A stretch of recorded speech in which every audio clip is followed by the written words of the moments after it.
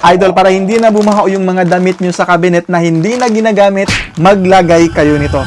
Idol, ito nga pala ang floral scented camphor balls. Ang kagandahan nito, idol, is hindi siya katulad ng mga ginagamit natin, yung mga naphthalene balls, yung mga moth balls na color puti na parang Mentos na talagang matapang sa ilong, masakit sa ilong kapag naaamoy nyo. Ito, idol, is floral yung kanyang amoy, idol. Mahin siya ng amoy sampagita na mas sweet, tas merong kalachuchi, tas alam mo yung amoy rose, pero hindi siya masakit sa ilong, guys. Napakabango nito. Hindi siya masakit sa ilong, promise. Talagang sweet lang yung amoy niya, talagang bulaklakin talaga yung amoy nito. Floral na premium yung amoy niya.